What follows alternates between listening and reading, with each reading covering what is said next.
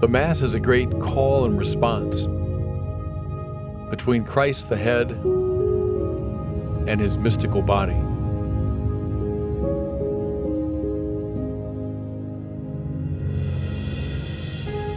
As Christians, we are called to relationship with Jesus. There is no more intense, privileged way to relate to him than at the Mass.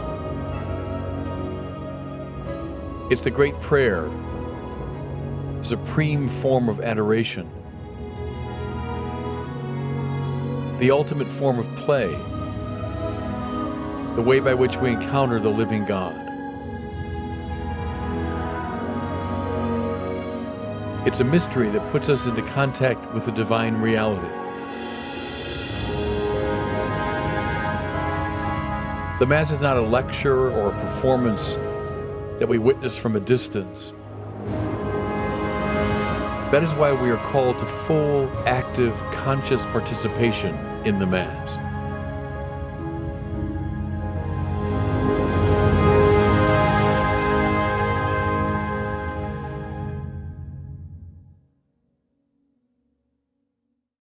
Well, one of the great clarion calls of Vatican II was for all of us fully, consciously, and actively to participate in the Mass. Vatican II also said that the liturgy is the source and the summit of the Christian life. It put a huge premium on the Mass. It wanted more and more of us to be more fully participating in this great prayer. Just recently, I was reading something by a hero of mine, Monsignor Reinhold Hillenbrand, who was a leader in the liturgical movement in the last century. He was giving a talk around the year 1960, and he was bemoaning the fact that only 50 to 60% of Catholics were attending Mass on Sunday. Only 50 to 60%. You know what the figure is now? In the West, in our country, it's maybe 20, 25%. Go to other parts in Europe and Australia, it gets down to 10%, 15%. If you had told the Fathers of Vatican II that in the year 2017, that would be the level of participation in the Mass, Vatican II wants us fully involved and fully understanding, fully participating in the liturgy. But I think, first of all, many have fallen away from it. But secondly, even a lot of Catholics who do come to Mass, I'm increasingly convinced, don't fully appreciate what it is they're participating in. So, my talks today are all about the Mass. In many ways, it's my favorite topic because as a priest, I'm a man of the Mass. When I was rector at Mundelein Seminary outside Chicago, I used to tell the students all the time, you're preparing to become men of the Mass. All that you do comes from the Mass, returns to the Mass, finds its life and energy in the Mass. So it's my favorite topic, and I think if Vatican II is right, it should be the favorite topic of everybody in the Church. Let me begin by invoking a friend of mine, Father John Muir. He's a priest in the Phoenix Diocese, and John was a former student of mine at Mundelein. And John is the best amateur golfer I know. He golfs like 72, 73. And for about 5 years, the week after Christmas, I would go to Phoenix to play golf with John for a week. Well, like all great golfers, he's a terrific putter, right? So one day we're walking up the fairway, and I said to him, John, give me a little help here with reading greens. How do you read a green so well? And he said, well, first look at the mountains. And I just laugh at the mountains. He goes, yeah, putts tend to break away from a mountain. Then he said, read your way in from the mountain till you get to the green, then we'll start reading the green. And I always think of John when I'm approaching a big topic like the Mass. I think first we have to get the big picture. We got to look at the mountains first. So in this first talk, that's what I'll do. I'll talk about some basic themes around the Mass. But then we're going to move in, and we're going to get to the green. We're going to read the green carefully. In the next 5 talks, I'll kind of walk through all the elements of the Mass. So first, the big picture, the mountains. Here's the first general theme I want you to know about the Mass. The Mass is a great encounter with Jesus Christ. In fact, it's the privileged encounter with Jesus Christ. So Christianity is not a philosophy primarily. It's not a moral system primarily, not a sociology, not an ideology. Christianity is a relationship to a person. It's a relationship with this Jesus. And we can relate to the Lord in all sorts of ways, but there is no more intense, no more privileged way to relate to him than at the Mass. Think for a second of the two major divisions of the Mass. So we have the liturgy of the Word and then the liturgy of the Eucharist, right? Well, they correspond precisely to the ways we usually relate to friends when they come over. Right? When someone comes over to visit, typically we talk for a while. No one comes to the door and says, here's dinner. No, first we sit down and we talk. We share stories, experiences, etc. And then typically we move into sharing a meal. So with Christ. At the Mass, we encounter him in person. And first we visit, we talk. He speaks to us. We speak back to him. And I'll say much more about this now in the ensuing talks. And then after we visit, we sit down for a meal. Not an ordinary meal, but one at which Christ himself is the host, at which his own body and blood are served. There is no more intense encounter with him possible than the Mass. Now, can you see why the Vatican II Fathers said this is the source and summit of the Christian life, and why, everybody, it's so tragic that 75% of our own brothers and sisters in the Catholic faith regularly stay away from the Mass. Oh, Jesus Christ, he's the center of my life. Jesus Christ is what it's all about. And yet, I regularly stay away from the privileged encounter with him. See, that's the problem we're facing. Here's a second general remark about the Mass. The Mass is the great mystery. You know, at the beginning of the Mass, the priest will say, let's prepare ourselves to celebrate these sacred mysteries. That lovely word, mysterion in Greek, mysterium in Latin, mystery. What's a mystery? Here's a definition from a friend of mine and one of the great experts in the liturgy, Abbot Jeremy Driscoll. He's the abbot up at Mount Angel in Oregon. Here's his pithy definition of a mystery. It's a concrete something that when you bump into it, it puts you in contact with a divine reality. That's a cool little pithy definition. A mystery, a mysterion, is a concrete something that you bump into and it puts you into contact with a divine reality. Do you see how the Mass in its entirety is a set of mysteries? From the procession of the ministers, to the candles, to the incense, to the proclamation of the word, to the transfigured elements of bread and wine, to the blessing offered by the priest or the bishop, all of it is a great mysterion, a concrete physical something that we encounter that gives us access to the divine reality. In the course of the talks this morning now, I'm going to be telling you all about these mysteries and how they open us up to the divine. Here's a third general idea about the Mass. And here I'm taking a lead from Romano Guardini. I don't know if you know that name. Romano Guardini, despite his very Italian name, was a German-born and German-writing theologian in the last century. Very influential upon John Paul II, Benedict XVI, and Pope Francis. In fact, Pope Francis went to Europe to do doctoral work, and he wanted to write a major paper on Romano Guardini. And just very recently, by the way, they were proposing the beatification of this great figure. So here's an idea from Guardini. He says, the liturgy, the Mass, is the supreme form of play. What? Play? Seems counterintuitive. I thought the Mass is the most serious thing we can possibly do. Well, that's the point. See, we tend to get it precisely backward. We think work is what's most important. Work is serious stuff for serious people. Play is kind of trivial, it's superficial, it's unimportant. It's precisely backward. Work is that activity which is subordinate to an end beyond itself, right? So I work on my car that I might get it to run so I can go places and do things I want to do.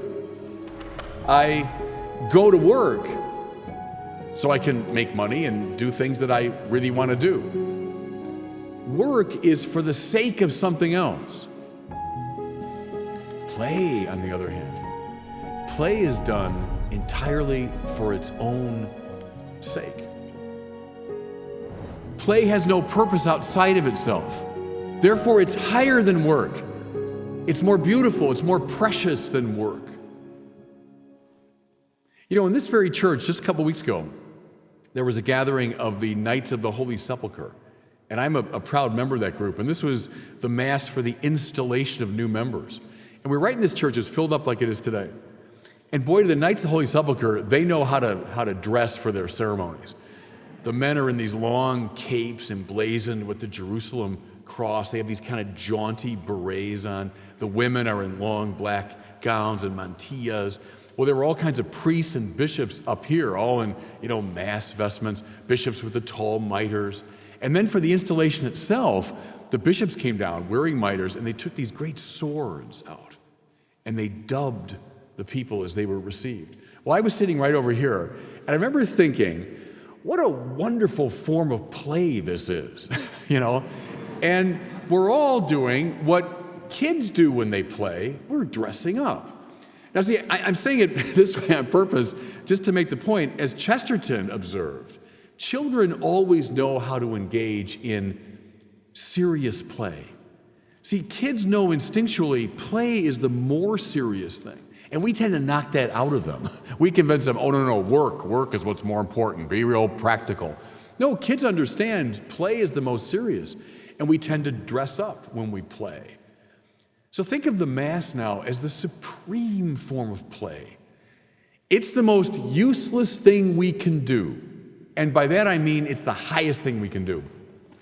When I used to teach philosophy at the seminary years ago, and I was introducing students to this arcane discipline of philosophy, I would use that line. I'd say, gentlemen, we're about to engage in the most useless study that we can.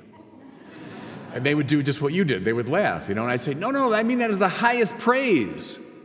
That's why, for example, we refer to philosophy as one of the liberal arts, just like literature and so on.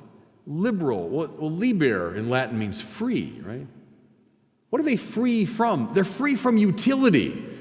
They're free from practicality. They're done for their own sake, like watching a baseball game, like engaging in a philosophical conversation. Those are forms of play. The Mass is the supreme form of play. By the way, it's what we will do forever in heaven. Now, I know, if you've been to some bad liturgies, that can be a little depressing, So I get that. But see, in principle, that's what heaven is. It's a place of utter uselessness because we'll be in the presence of the supreme good. Mass, in its playful uselessness, is a great anticipation of heaven. Here's a fourth general theme. The Mass is the supreme moment of worship. And brothers and sisters, this is such an important point, I think. I think it's one of the best ways to read the whole Bible. The Bible is about right and wrong forms of worship. Now, here's what I mean. Go back to the very beginning of the Bible. Go back to the book of Genesis. As God brings forth creation in that beautiful poetic text, let there be light, and there was light. And let the earth be formed, and so it was. And let the earth be filled with animals and plants of every kind, and let it be filled with things that crawl upon the earth, right? And then evening came, morning followed the first day. Evening came, morning followed the second day. Notice, please, this stately procession of elements coming forth from God. What does that remind you of? See, we Catholics are kind of clued into that. It's a bit like a liturgy, isn't it? Like a liturgical procession, the elements coming forth. Now, very important. What shouldn't we do with these things? Now think of sun and moon and planet, the earth, the mountains, animals. We shouldn't worship them, right? And in the ancient world, at one time or another, all those things were worshiped. The author of Genesis is saying, don't worship them. They're creatures. But, precisely because they come forth in this orderly liturgical way, we understand their purpose. They are meant to turn toward the Creator in right praise. Now, who comes at the end of a liturgical procession? The one who will lead the praise, right? So all the ministers come in. Imagine with the servers and the ministers and the lector and the incense bearer and so on, all coming forth. Who comes at the end but the priest or the bishop who will lead the praise? Who comes at the end of the great procession of creation but human beings? Now we get it. Now we get it. Our whole purpose is to be the priests, if you want, of creation, leading all of creation in a great chorus of praise to the Creator God. In that act of adoration, we realize who we are meant to be. We realize our deepest identity. And that word I love, by the way, adoration. Mass is the supreme moment of adoration. Ad ora in Latin. Ora means mouth, doesn't it? Ad ora, to the mouth of. When you adore, you are mouth to mouth with God. It means you're aligned unto God. So here we are, aligned unto God, consciously worshiping Him and leading a whole chorus of praise of all creation. That's the biblical vision of the good life, of the rightly ordered life. Where's trouble come? Fellow sinners. So we all know this story. Trouble comes from bad praise. And I challenge you, go through the whole Bible. I challenge you to find an exception to that. When Israel goes off kilter, it's because of bad praise. Worshiping not the Creator, but the creature.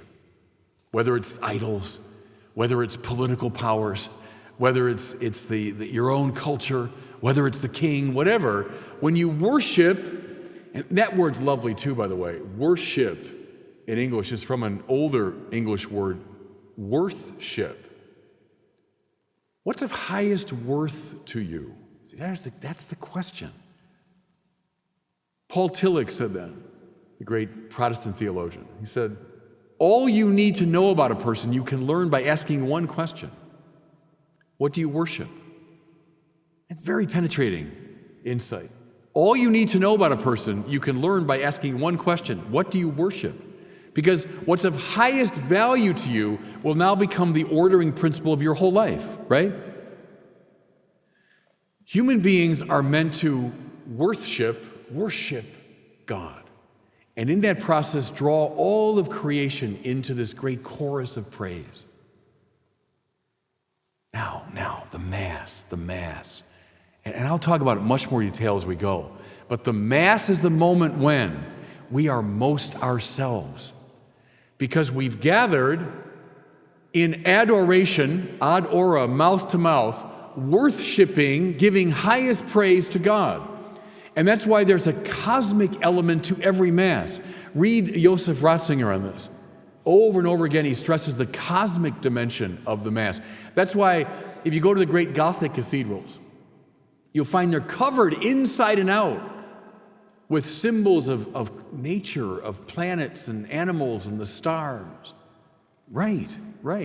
As we give right praise to God, we're leading all of creation to a great chorus of praise. That's what's happening at Mass. And that's why at Mass, we are most ourselves. Now, listen, this is happening at 6:30 Mass on Tuesday morning, right? All this grand language, but that's the wonder of it. As even 10 people gather 6:30 Mass on a Tuesday morning, that's what's happening. I love that line from Thomas Merton when he went to the Abbey of Gethsemane as a young man, just to go on retreat. And he's being drawn into the Catholic world. But he did that retreat there, and then he wrote afterwards, "I found the still point around which the whole country revolves without knowing it." Beautiful. See, what he had found was the liturgy. He'd found the Mass. Adoration, right praise. Here's something, and I'll say more about it as we go, too. The link to heaven. Do you know there's a song, and I'm not bad-mouthing the music of it, but the lyrics I don't like. It's a song that says, "It's not in some heaven light years away, but here in this place is where we gather." I don't know if you know what I'm talking about. Gather us in, here we are, and not in some heaven light years away. Well, first of all, heaven isn't light years away. That's like Jupiter or something. Heaven's not like physically. Heaven, in fact, is closer to us than we are to ourselves, right? But the point is, it's precisely in heaven that we are when we gather for Mass. Why? Because our praise here below is meant to participate in and echo the eternal praise of the saints and angels in heaven. May our voices be one with theirs, we say later in the Mass, right? At the Holy, Holy. Well, who are we talking about there? But the angels. See, gathered in adoration, rightly ordered, may our praise here below echo and participate in theirs. The Mass lifts us up to heaven. And again, I'll say more about it as we go. It's so important, and this is Vatican II was so insistent upon this, that the Mass is not like a lecture or a performance, right? That we come to witness from a distance. It's this great prayer by which we are rightly ordered unto God. There's your full, conscious, and active participation in it. How about just one more general idea? The Mass is a great call and response between Christ the head and the members of his mystical body. Let me just say that again, because I'll come back to this theme a lot. The Mass is a great call and response between Christ the head and the members of his mystical body. Read the great Song of Songs in the Old Testament, which is a beautiful love poem. It's like two kids in love. And they spend the whole poem calling out to each other. Well, of course, the mystics of our tradition have seen that as a symbol of our love affair with God. So think of the Mass now as not just something set up here that I guess we respond to it. What's said up here, what's said by the priest or the bishop, is meant to be the call of Christ. Our response is the response of his mystical body, so that we come together. See, we're most ourselves, watch now, when we are gathered together as members of his mystical body, ordered to God in right praise. Does that make sense? And the Mass is what affects that. The Mass is what affects that moment, which is why it's the source and summit of the Christian life, and why we're meant fully, consciously, and actively to participate in it.